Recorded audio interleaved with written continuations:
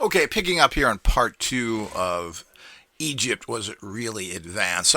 We have these two cultures that are pretty much connected to a large degree. And we know for 100% that they were connected to the Mayan, Aztec type cultures, or whoever they were at that time, because these are just trends. As I said, they stated they didn't make anything.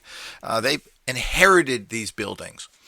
As I said, we know the Egyptians didn't say that. They built it, but they did inherit it. The later dynasties really weren't able to do anything. They were weak, feeble, and had no empowerment. Now, and also, the Egyptians were all, you got to remember, all the successful societies are subtle energy physics based, magic based, alternative energy based. When the Christians took over the Romans, they were flushed down the toilet about as fast as you can get. Pretty much inputting people who are extremely corrupt, called popes, and other people. And we can look at any group that is converted over. Basically, the Middle Eastern countries, after adopting Islam, went down the sewer. They lost all their great values and basically spent their time conquering other people. And they took most of their information. Again, where did they get their technologies, their sophisticated astrology? Because they were the great scientists and healers. The Egyptians were initially, and Islam took this over, and they were known for that. As a matter of fact, the Egyptians were known as great healers. They were big into medical. So here's another accomplishment of them.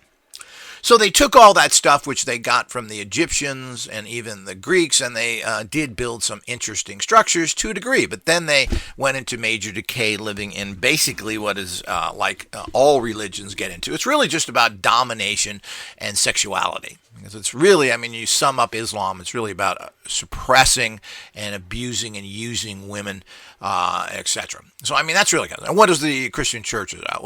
Don't they preach the exact same thing?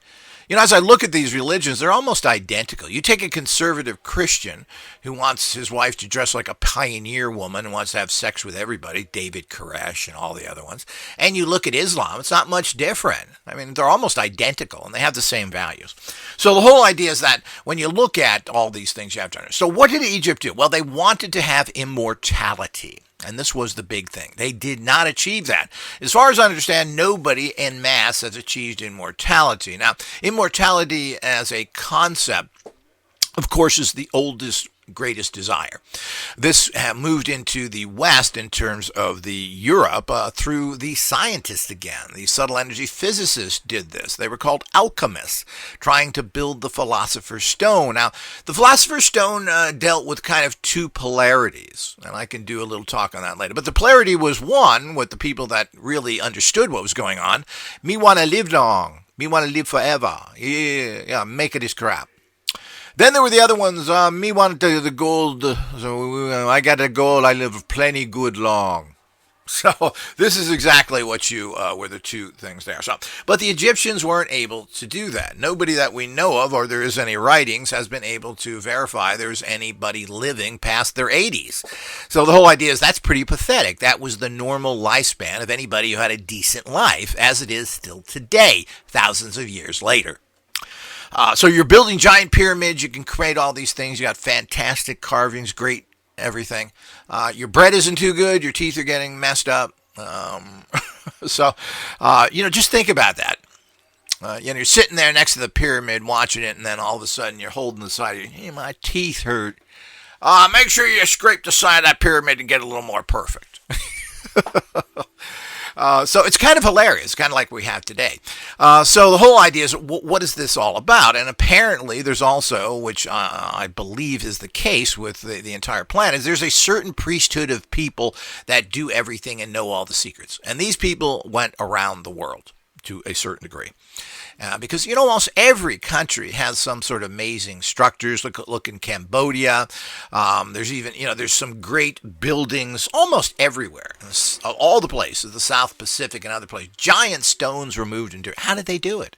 Things we couldn't do today, even on islands. So it wasn't something that came somewhere else. So it's quite mind-boggling.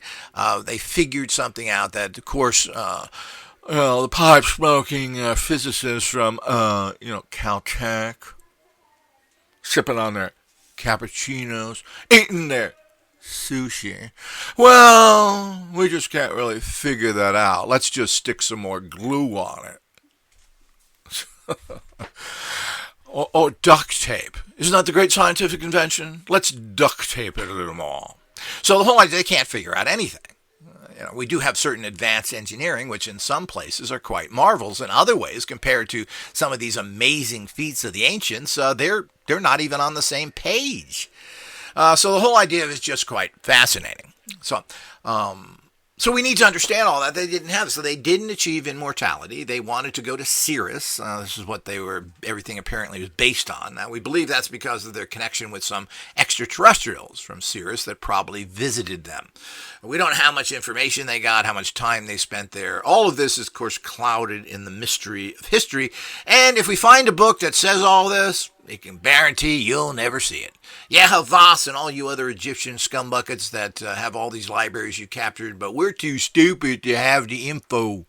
So the whole idea is that, so this is, again, we run into this head-on into this dead end, into a cement wall, not because we're not searching, but because of corruption that won't allow information out there, including all the books in the Vatican. Well, why? They don't have a right to that. They stole all that stuff. Those books are property of mankind, and they should go in there with the great seals and take all that stuff, if necessary, at gunpoint, and maybe shoot a few guys just for practice. SEALs are good at that. Give them some poison and torture them. So, all the stuff that goes on there with the realities of it. So the whole idea is, yes, they are very advanced and they're not, but they didn't have, from what we know of in any way whatsoever, any kind of military technology of any great advancement. They were able to rebuke or rebunk or whatever you call it, the sea people, which we don't know who they are, that invaded them, and so many other ones over there. Hittites they fought with, and to different degrees of success with all these things. But ultimately, the Greeks and the Romans took the entire country and occupied it for hundreds of years. From there, it's just been a downward spiral through Islam and the destruction of what any religion will do to you, make you into a nerdy piece of garbage. So the whole idea is that this is what happens through all of that, and it's interesting to figure out, well, what's that all about? So, again, very interesting, and because of the lack of being able to read their language until we found the Rosetta Stone, the suppression of information and what they were actually doing in certain other areas is quite interesting. But you got to remember, this is a group of kind of goofball psychos that were inbred. They certainly built some sort of educated class to make stuff. They didn't do anything, but they somehow did. Now, where did that information come from? How did they figure all this out? Well, mankind is always given the short end of the stick. I don't believe that we need extraterrestrials to tell us what to do. There's a little thing that makes a lot more sense, and this is what people want to think, that everything is this so direct, just like manifesting and life in general. Well, where's my pot of money? I turned my machine on and put it on money. Where's my pot of gold? I opened my door. It wasn't there. So, this is how people look at things. It's the magic lamp technology. And, of course, you think that the only way you're ever going to get anything is because somebody, I'm a dumb human, I did nothing. This kind of thinking, which is perpetrated by all religions, that you have to go to some building, pay some buffoonish idiot who can make contact. You can't make contact with God. No. You need me. And you need me, and to keep me, you're going to have to give me lots of money. So this is what they all tell you. And all priesthoods are the same. And all of it preached almost the same thing with some variants.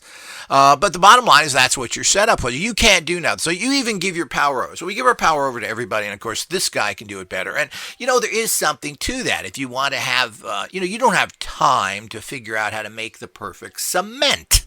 So you're going to pay somebody who does that all day while you do something else. So it makes sense. So having a priesthood, but it's the attitude of the priesthood. They appoint themselves as God. But if you want people to do things, they have to do that 24 hours a day and figure it all out for you. You're then supposed to walk in, and they've done all the work for you so that you can benefit from it. That's what you pay for.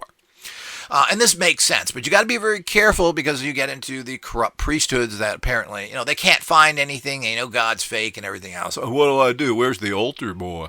So the whole idea is that's exactly what they do. So we need to fully understand that. So you're talking about everything that's based on this and all the religions and all the other things there. And you got to remember that all those gods that were so powerful and everything else, when a lot of countries took over, they butchered the priesthood.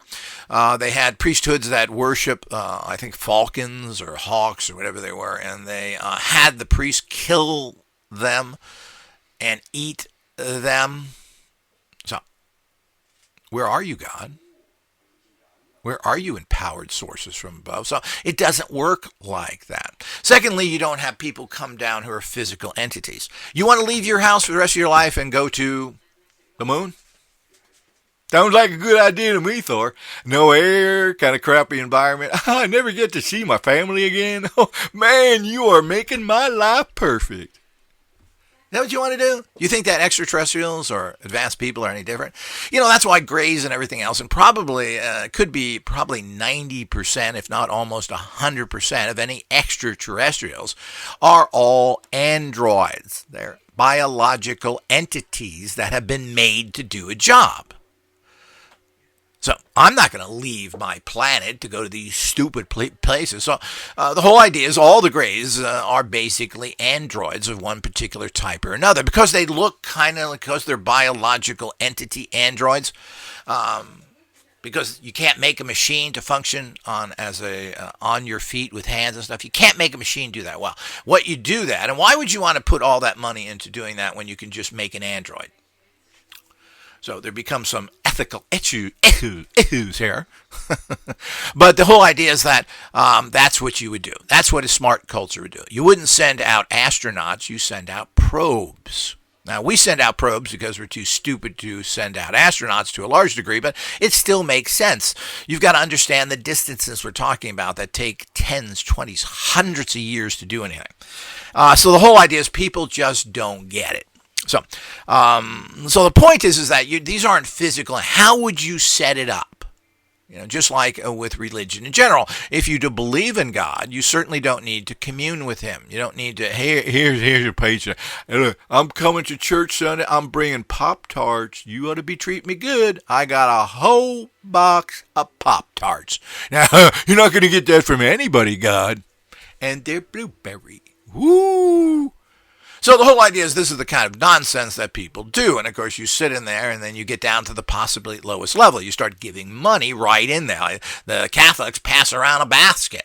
Put money in here. The worst thing you could possibly think of for society is money when you're supposed to be doing something spiritual. So all of these things are very ridiculous. So how would you do it? What would be the efficient, smart way of doing it? Just like you would send androids to the entire universe because you don't really care. They're just robots. That's what they are, is biological robots. You certainly don't want to do that. I don't care if you live 1,000 years. Do you want to be spending 500 years out in space talking to retards? So I don't want to do that. So maybe you do, but I don't. So the whole idea is you send out. So what would you do here in terms of, how stupid mankind is? We keep saying how stupid we are. And the problem is what does that mean? When you say how stupid you are, it means you can't come up with proper solutions. So what do you say? Well, God knows the answer. I don't. I'm just a stupid. I hear I'm a stupid sinner. And somehow this is putting yourself down as a Christian to say, well, aren't you? You're admitting that you ain't good. Oh, that's so special. Let's wash your feeties. So the whole idea is that, and of course, the most egotistical nut jobs there are religious people, and particularly Christian ministers. Look at those maniacs on TV. So the whole idea is that these are the kind of things that we actually have to look at and embrace, and actually what's going on there. So what is going on there? So this is all part of this ridiculousness. So what would be the best way to do anything? How do you get information now? Well, you click on the computer. You go to and you draw information to you.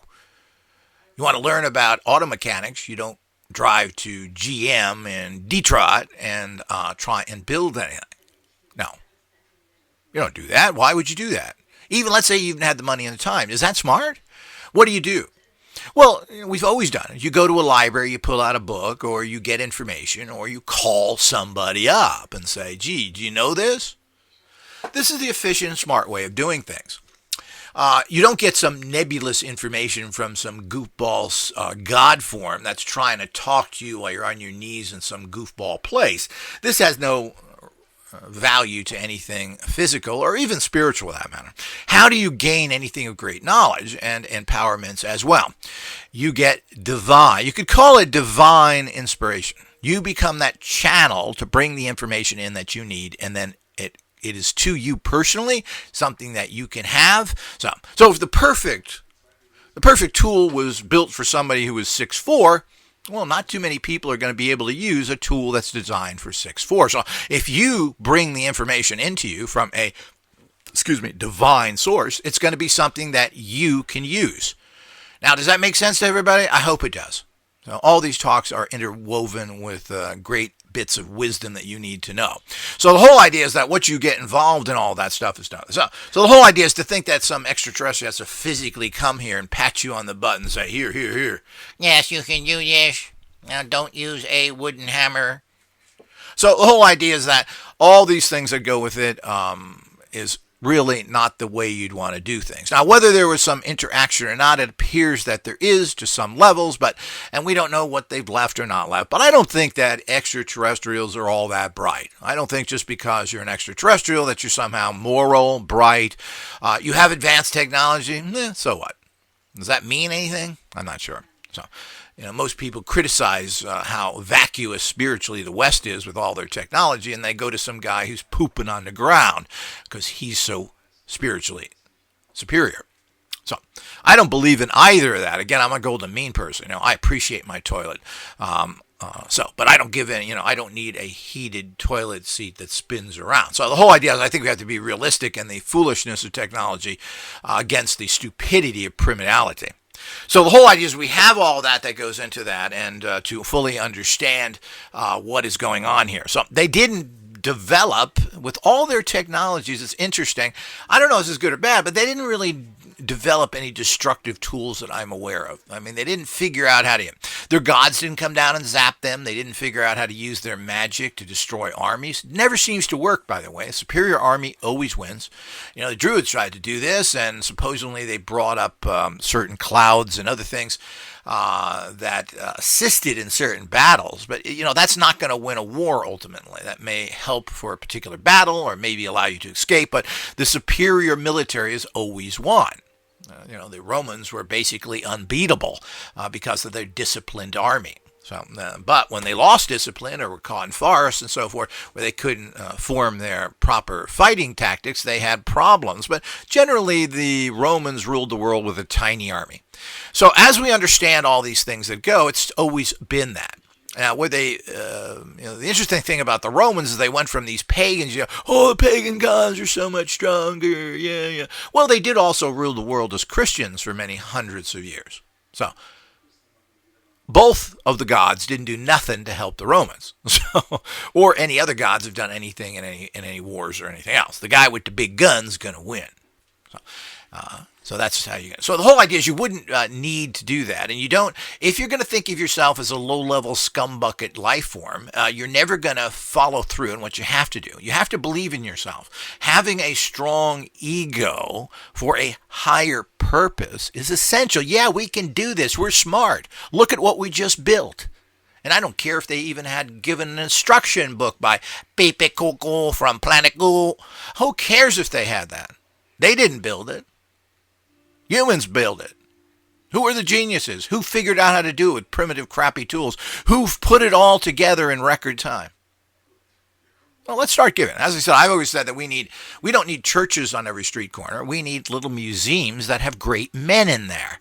People who have achieved things. People who have invented things. People who have built things. We need to honor mankind because that's who's going to save us. As the old Tibetan proverb goes, or this is passed down from the Atlanteans, etc., is that, the man of great wisdom was on the road and met with someone else who they decided to travel together.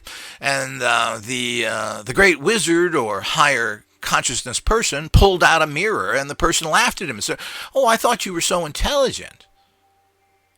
You're into ego? Well, what is this? You want to see how pretty you look?" And of course, the answer from the great wizard was the fact that I look upon who has caused all my problems and who's going to solve them. Well, that's a little bit too smart for common religion. Yeah. It's the blood of Monkey Man. So the whole idea is that's how it goes with all these people. So we have to be very cognizant of that. So until we start understanding and then building on, rewarding, and praising our own species, we're never going to get anywhere.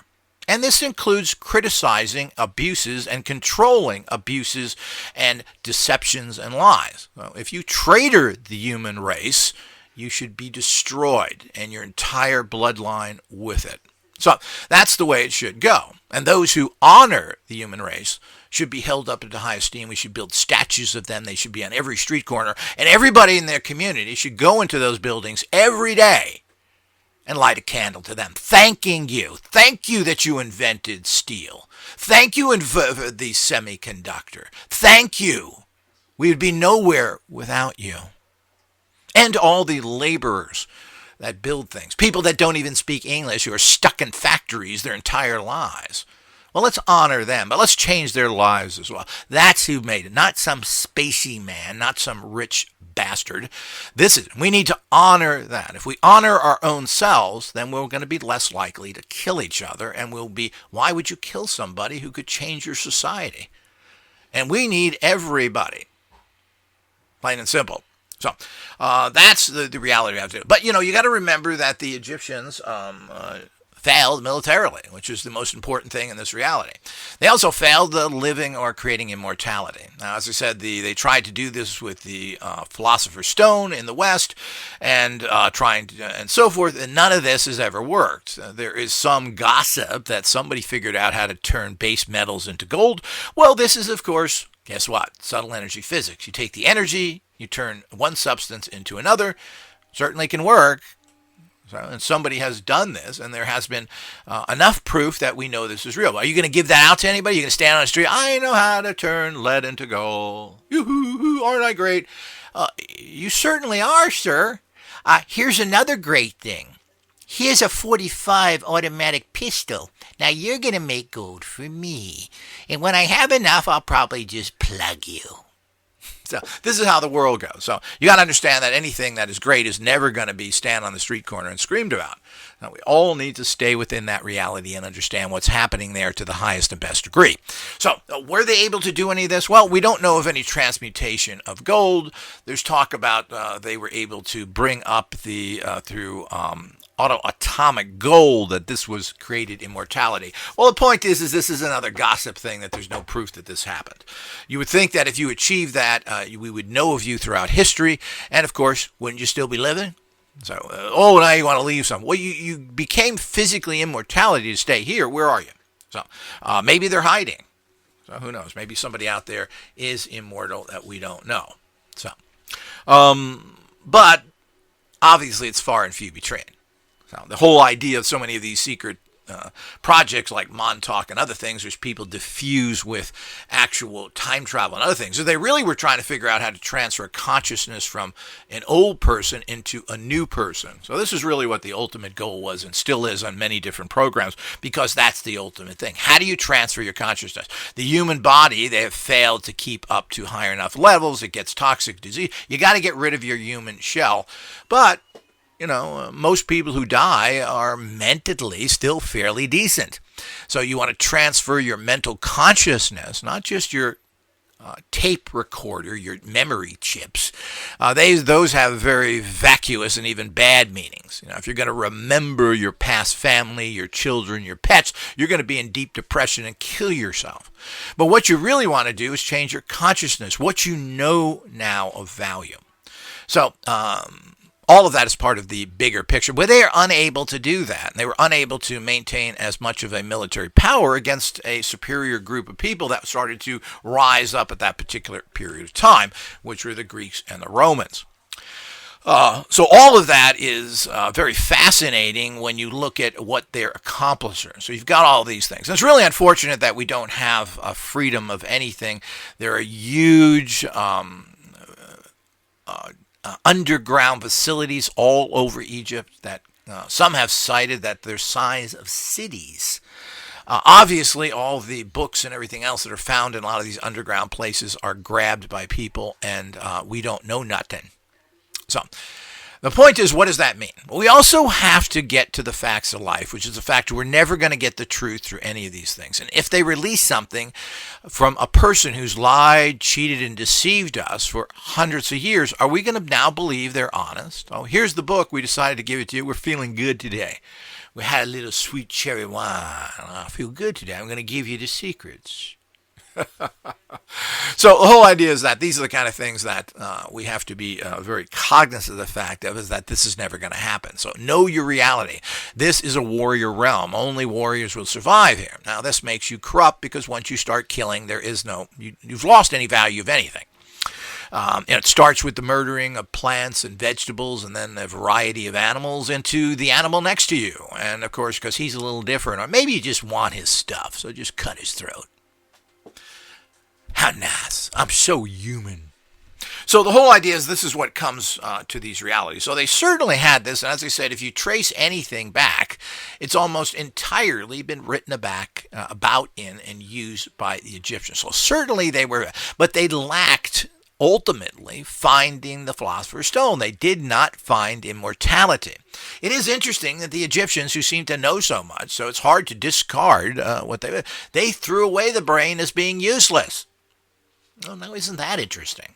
We all now are brain-centered as a modern society, but I think we over-center on the brain. There's all sorts of, they say you have 3 brains, I think, because certain brain chemicals are emitted through the heart and even, I think, the intestinal tract, certain particular things. So the brain isn't as important as you think, but it is a filter. I think a lot of energies are not coming from just your brain. Your informational energetic, or you should say your energy flows, your bioenergy system is just that. It's a whole system. We know of the common chakras, and there are much more of those, but the whole idea is there's energy throughout the entire body. It's just not brain centered. But that's the control panel, apparently, and of course it is important. But it's interesting, such an advanced society would just treat it like a lump of nothing. So we need to fully understand all these things that happen. So we have this contradictory information of how great it is. So the other thing goes with, of course, we'll deal with here quickly as well, is the actual giving Tibet such great accomplishments and everything else. These are another, and of course, at least the Egyptians have this huge history. As far as I understand from Tibet and everything else, is they really don't have much of a history of doing anything. They're pretty much a born-again church of people who spend a lot of time on what a lot of Westerners value of some spiritual path. But their spiritual path is just the same kind of trap that we get into going to college and working for corporations. Really nothing has come from that. Certainly the Tibetans have achieved nothing. They've been conquered by everybody, the British, the Chinese. Who conquered them before that? The Germans went in. Everybody's went into Tibet and conquered them because they didn't spend enough time on the warrior arts, apparently. And they weren't magically strong enough to rebuke them. The same thing with the Egyptians. The Egyptians were unable to use their god forms and their magic to stop invading armies. So this has really never happened with any army, as I've stated, and a lot of people have tried it. The Japanese tried it with the invasions of their country as well, using their enemies. But ultimately, the Japanese were beaten, but they spent all their time as a warrior class. So that's what was able to do it.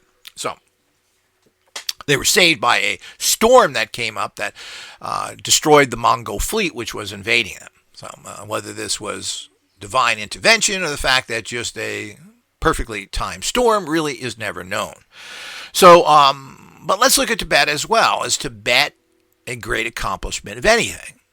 So, people like the guys. Basically, Tibet is looked at as one giant monastery, one giant church. You go to Tibet and everybody thinks everything's running like you just walked into some giant church. Well, I'm not sure any of that is so true. I don't know. I haven't really looked into their society and so forth. I'm sure they have all the same social problems that everybody else has. They are set up with monastery systems that mix young children together with old children. Leaving your family at 10 years old to become a Tibetan priest, I don't care, even if you're not thrown into a humping tragedy there with a bunch of older kids. That's pretty traumatic at the age of 10. Is that a appropriate? Is that something that works well? It's probably done deliberately. They don't want your family conditioning you at too old of an age. So if you leave at 10, you're probably not completely screwed up yet. So I guess that's part of it, but it certainly does cause certain problems. So what have they achieved? Well, there is talk of great Tibetan medicine. Yet I don't know of it personally. I was investigating at one time in Southern California, but never really got into it of seeking them out. I've never heard of anybody going to the Tibetan doctor and having things taken care of or cured. I don't know, but that's my own ignorance to a certain degree. Tibetan medicine is based on 50% of physical and 50% spiritual, something that the West totally ignores. And if you go to a Tibetan doctor, he's not going to talk about that. Now, I don't know if he deals with that or not. I think he would, but those are the things. Now, what has Tibet achieved? But as he said, they've been put upon by everybody again. So everybody has invaded and taken over Tibet in modern times, from the Germans, the British, and of course now the Chinese, who've taken over all of that. And I think to a large degree, maybe the Chinese will help that. If they can convince the Chinese that we are this Disneyland, leave us alone, we're going to bring lots of money, I think the Chinese will leave them alone. The Tibetans, because they just wanted to meditate on higher spiritual values, never built a business class up. They didn't have all the merchants moving in there are all Chinese who are selling things which are needed in society. So to ignore physical property to a certain level certainly isn't a great advancement. So it's hard to say, but I don't see anything coming there. While they go out and beg a lot of money and talk a lot of scriptural nonsense, I really haven't seen the Tibetans make any great. They don't go into a place and change it. I've seen them in their little saffron robes running around bookstores in Los Angeles, the famous Bodhi tree, and you'd find 3 or 4 of them in there almost all the time, running around in their robes with their little calculators, trying to figure out the cost of things, I guess. So, after all, they needed knowledge, just like Jesus was taught by John the Baptist. He was a rabbi learning how to be God. Oh, okay, think about that. So, the whole idea is that this is exactly what happened. So, the Tibetans have to read Stuart Wilde to figure out how to do something. Or maybe Shirley MacLaine, they'll get a little bit out of her. She explained reincarnation to me. I never got it before. Shirley MacLaine, big, great wisdom woman. Monastery not teach that. Now, I also saw a big special on Tibet that was done. Where an Australian group of medics went in there because all the priests were sick. Now, of course, there were no women in there as well, so I don't know what else was going on in there. I can't believe that Tibetans are somehow spiritually beyond the horny impulse. So, this is cool. You go to Tibet, you're not horny. Because you fuck everything. So the whole idea is I don't know how all that works, but the point is I don't believe any of that as well. So there's a certain problem there where transmittal of disease happens. But the problem is that they were every day, and everybody had an intestinal virus, and this turned out to come from a lack of cleanliness. The oxygen gave them all a forceless beer. Yeah, drink this daily, you'll be fine. So the only idea is that they were praying to the medicine Buddha every day because they were all sick without any results. Another God don't work. So we don't have to go to Jesus or Muhammad to get things not to work. We can go right to the source of Buddha. So the whole idea is that, this is why I have no regard for anything. They're all just mythologies people live in. They are some a little better than others. I don't know if any is a little better than others. It's the application of it, of any religion. It's the application of the individual. And is he a good person? Has that helped him be better? That's how you judge. But it's not judged by a group. It's judged by the individual. So the point is they're all sick. So the first thing they did is they watched how they lived. Well, they never washed their hands. They don't clean things properly. It's not like they were living in a cesspool, but the bottom line is they were not cleanly. So, first thing they do, and of course this is a noted way of why everybody gets sick. I mean, the Russians figured this out when they were in different military zones, that their troops used to get sick all the time. And they cut that down by 90% by doing what? Oh, yeah, I guess they were taking some special Russian medications. Maybe they had a new shot or something. Them Russians know a lot. Well, not really, dumb guy. What they really did is they wash your hands. So it always comes down to washing your hands. So they washed their hands and they reduced their problems by 90%. So here we go again at the Great Enlightenment, because I guess the Enlightenment, while they were meditating, said, don't clean your hands. We have no answers to this illness. No, illness is part of us. Apparently they're told that. Apparently they didn't have divine inspiration from the Buddha to say, clean your hands, mister. So all of this didn't exactly happen. So they were sick. So the Aussies came in and started scrubbing the place up with a bit of Foster's and a little kangaroo meat, and they were back in shipshape. Well, not really. What they did, of course, was come in with doctors and give them antibiotics for their intestinal problems, and everybody got cured. Then they taught them, here, wash ye hands. Oh, me never think to use water for that. So the whole idea is they started doing that, and guess what? So here we go again. So, does that mean the Australians who are all Christians, Foster drinking Christians, or does that mean that they are so much smarter and better than Buddha, who gave them nothing? Well, I mean, you got to draw the conclusion to that apparently white Christian society has done something much better than Asian Tibetan society, where they couldn't figure out how to even take care of. And of course, they didn't have any marvelous energy zaps in their intestines to keep themselves well. So this is what I mean by stripping the mask off of the false reality that you've been bullshit with. You know, I always get a lot of flack because of the lecture I put up there by the American Native Americans. Is that the correct way to talk about it? Oh, they're so special. They're so wonderful. Well, you know, it's interesting, and their shamans are interesting. But, I mean, to cross the board, give them credit for anything is pretty ridiculous. They spent most of their time killing each other. They had huge amounts of war tribes killing other ones. One reason why they're unable to at least keep the Europeans back for a much longer period of time was the fact that they were killing each other. What's even more interesting is that the Indians had better weapons. They traded their pelts for the new repeating Winchester rifles. Your cavalry guy had a single shot gun, and he was only given one bullet a month for practice. They must have been good shots.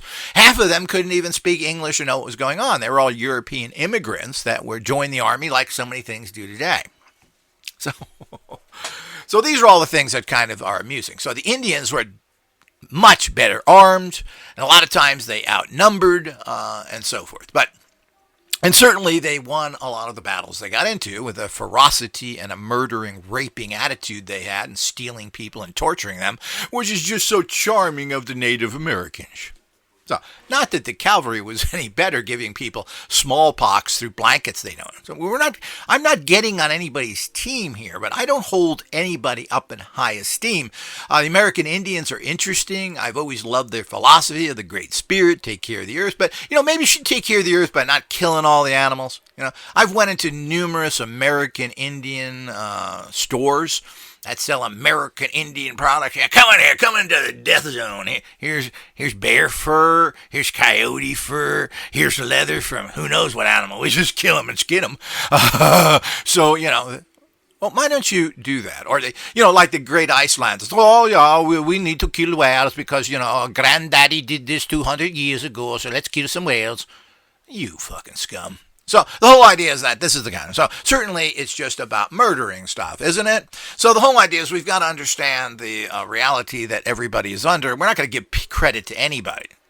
Certainly the Indian nations didn't do anything when they were not harassed by the Europeans. They didn't build much of anything. The Plains Indians, and I think all Native American Indians, never got out of the Stone Age. They didn't know how to make metal. Now, you can give whatever you want to them. They were all in the Stone Age. So whether they are spiritually superior to anybody, I don't really know. So I don't really think so, and they certainly, and you know, there are large amounts of American Indians that are living in horrible poverty right now, while their brothers, their ancestors, well, they're doing like they did a few hundred years ago. They're driving around in Cadillacs, living in mansions from their gambling money, while other Indian tribes don't get a nickel. They live on Lysol because it's the cheapest alcohol you can get. So they get Lysol, which is really cheap. They poke a hole in the bottom of it and they drink it. Because we know the problems they have with that fire water. So So the whole idea is that, nor are they just scum people either. As I've said, they have great, interesting philosophies. I'd like to see it applied. I don't want to see them dancing around a buffalo they just murdered. I'd want to see them dancing around to preserve the buffalo, not honoring it because you just killed it. I find that backwards. And they never got out of that like so many other things. So getting back to Tibetan land and the Dummy Lama, well, the point is I don't know what they've ever done. You like their philosophy, you like and remember, Tibet that we like is not original Tibet, by the way. What you like is Buddhist Tibet. You wouldn't like pre-Buddhist Tibet. I don't think so. You should read about the Bon rituals. B-O-N of the Tibetans did, the pre-Buddhist Tibetans, which was a complete and total, what we would call pagan animal sacrifice religion. There are many things, and you can read books on this, of how they would do sacrifices. And they would bring in horses and dogs and other things, and they would first break their legs. Oh, that's a charming thing to do, and you can hear them screaming. That's so they can't run around, so they can actually torture them better as they're sacrificing them. Dummy Lama, is that nice? Did you grab the right little red ball when they threw 2 balls at you that the previous Dummy Lama had? Oh, you smart. Maybe we can get Richard Gere to go over there and instruct us better with his model wife. Remember, you're only Tibetan from the waist up. You're 100% American whore from the waist down. So the whole idea is that all of these things, at least Steven Seagal married a Mongolian woman. So who gets the worst rap out there. So the whole idea is that who basically appears to be or alleged to be a big sexual deviant as well. But so that's what it builds into you, touched by the Tibetan energy. So the whole idea is that that's the reality to it. So they did horrible sacrifices and everything. Now Tibetan, the Buddhists came in and changed all that and cleaned up all that stuff. But there's still a lot of Bon practitioners out there, which are the lowest level type of people out there as well. Now, what has Tibet ever done from anybody? Has their philosophy spread around the world that they've made major changes? Well, there's talk that 200 Tibetan monks were found in SS uniforms in Berlin who committed suicide. Of course, they wouldn't fight. That would be too much anyway. But they decided to be in SS uniforms and, of course, praising them, the typical. But, of course, you got to remember these are 2 groups that are related culturally, the Persians and the Tibetans, I guess, to a degree. But I guess they thought nothing of wearing SS uniforms. They're so pure. They're so pure. They're for the good stuff. Wonder how many whores they were paid to have that and how much money they made. So the whole idea is that pull your head out, people. There's not any kind of image or flag they throw in front of your face. You have to get to your own personal level. So all of those is what's going on. So what has Tibet done? Well, I can't figure out anything they've done. If they do have good medicine, we know nothing of it. There's very little of it out there. There are some Tibetan doctors around, and particularly, I believe, in California, and different areas, maybe San Francisco and Los Angeles. I know there was one in Los Angeles who I was researching for a while, but certainly, what else has come from there? Trinkets? I don't know what you could say. So if you like the philosophy, it helps you in life, well, more power to you. I don't think it's superior to any other belief system. I do tend to like Buddhism in general, which is to end suffering. They seem to be smarter and better and more practical, and they tend to admit that they don't know nothing. And, how can you say you know everything when what you built is really garbage? So I do tend to like their philosophy more. But, if you untwist all of the big religions, whether it's Christianity or Islam or Judaism, I mean, there's good stuff in there. You just got to get rid of the trash that goes with those religions, and it boils down to something that's not too bad in their own little way. But I'm not a knee bender or worshiper. I don't believe in that. You worship your entity as a human so that you give yourself value, so you make your society a heaven on earth. Not think you're going to someplace. Oh, who cares? There's trash over here. I'm dying and going to heaven. That's what all the hillbillies really say. Doesn't really matter. No, I'm going someplace special. Yeah, you are. You're going into the depths of doo-doo. So the whole idea is that that's the reality. So what have they done?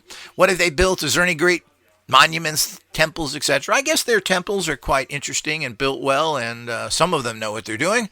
They've even been able to figure out how to strengthen things so when earthquakes hit there, their buildings don't fall. At least some of them.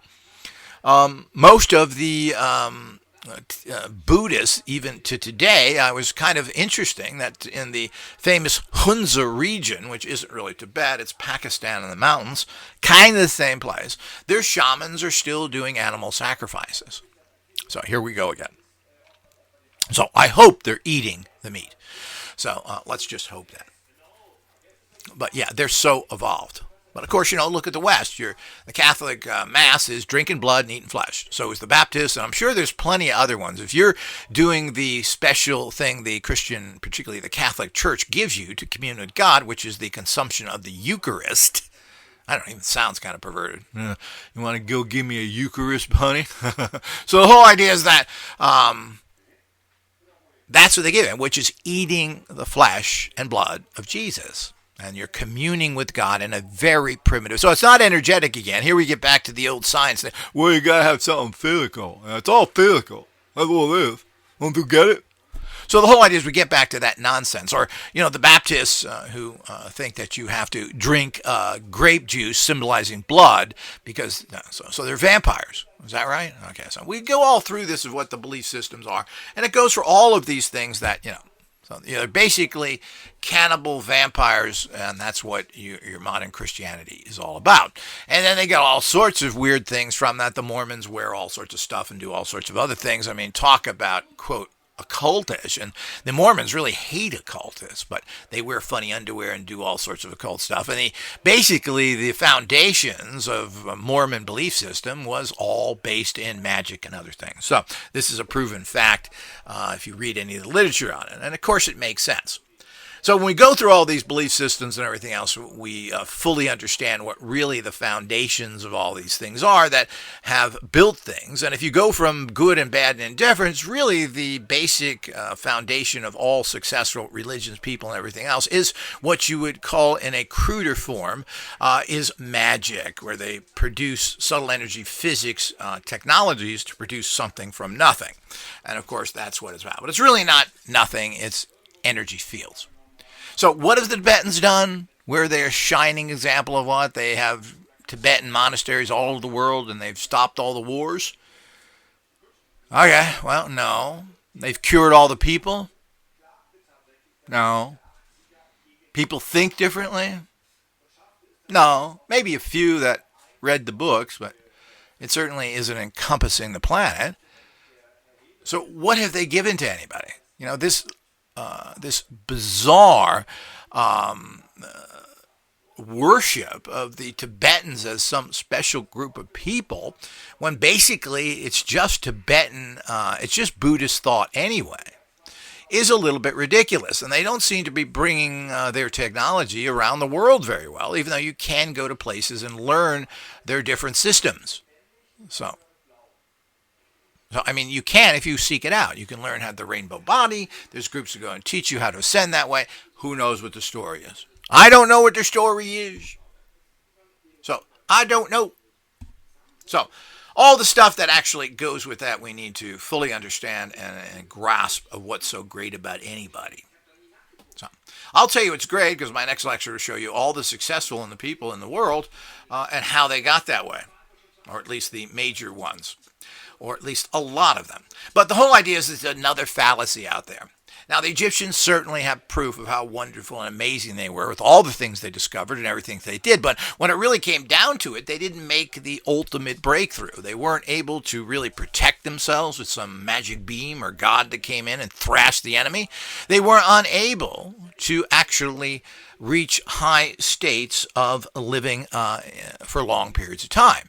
Getting to 80 is no big achievement. So they're unable to conquer, and let's not say death, but they were unable to conquer long life. They couldn't manifest long life. They couldn't conquer dying young. And they didn't develop any great warfare techniques other than chariots and a few little things that certainly helped them keep their empire for a long time, but were unable to ultimately hold back more sophisticated forces. So they fall down in two major areas there. You have the social, spiritual stuff, and the gods didn't come and rescue them. As we said, the priests were murdered, forced to have abominable things done to the animals they kept and everything else. I mean, they were forced to do, to kill that priesthood, to show you how impotent you were, like what goes on today. Like all of the churches that do absolutely nothing while their people are murdered in the street, and they support fascists and make sure they bless the military. All of these things are what's going on to the reality of what's out there. So they have achieved nothing. And when push comes to shove, it's the superior military that always wins, not the superior magical people or the god forms connected to what you think you are. So their gods failed. Now their structure bred a scientific evolution of a pretty high level, but they couldn't filter their bread. So the whole idea is that these are always the contradictory things that we get involved with, and we have to look at these things. So, and a lot of society is like this. But, people give too much credit to the Egyptians. They ultimately failed on what they wanted to do. They were an incestuous society, and we go. Now, Tibet is the same. Tibet really achieved, from what I can see, I'm still trying to, and I always want to give people proper credit if they've done something. So if you have anything that you know they've done, the Tibetans, well, let me know. I'm more than happy to add that in here, but I don't think they've done anything. What have they achieved? What is their priesthood did? Now, you could say that Judaism, who has produced some of the most amazing minds on this planet, if we didn't have the Jewish mind, we would still be living in a ditch somewhere. The great scientists, the great doctors, the great discoverers, the great inventors, the great mathematicians. I mean, for a society that claims, and I just can't still believe it, there's only 17 million Jews, pretty much the population of Sweden and Norway put together, that's all there are, have achieved so much. So if you want to give credit to a religion or a thought process, well, the only one you can really give a lot of credit to is the Jews at the top, and probably Christianity underneath that. Tibet doesn't even fall on the list. At the very most, they're egotistical maniacs that are talking about how great spiritual they are while producing really nothing except an egotistical trip. I just read a book on a woman who was seeking enlightenment and wanted to learn the rainbow body path. Well, it wasn't about helping anybody but herself. So I want to do this. I want to ascend. I want to learn that. Okay, well, I can relate to that, but, certainly that's not a greater goal, and it's not helping anybody else. So, and to a large extent, this is a big cop-out in Tibet. This is what you do so you don't work. So her thing was walking all over Tibet, and this was an old thing they did. You just walk everywhere, you beg, and by walking all day and not forcing to concentrate on issues, you gained enlightenment. So, well, it's as good as anything. So, but the bottom line is that, tell me what they have achieved. And as I said, I'm not building up any one group or another. I don't like anybody or any culture. There are individuals who may be very good, who may have lots of power throughout all the traditions. And generally there is. There were great Druids. There were great Roman empowered people. There were great American Indians. I'm sure there's great Tibetans and all that. So, they're great individual people, and I don't think they tend to be with the system. But ultimately, the individual has no impact whatsoever except on your own personal ego. So hopefully that's there's a lot of food for thought here. I hope everyone thinks about this stuff and you start moving away from your program nonsense, from the garbage you hear from so-called experts, the garbage you read in a lot of books, and start understanding gnosis, truth. That's all that matters, and that's the only thing that's ever going to empower you and free you is gnosis. All the rest is you're living somebody else's life, which they've told you to do, which you believe in, which you will fight to the death for many times. Their reality, not yours. Until next time.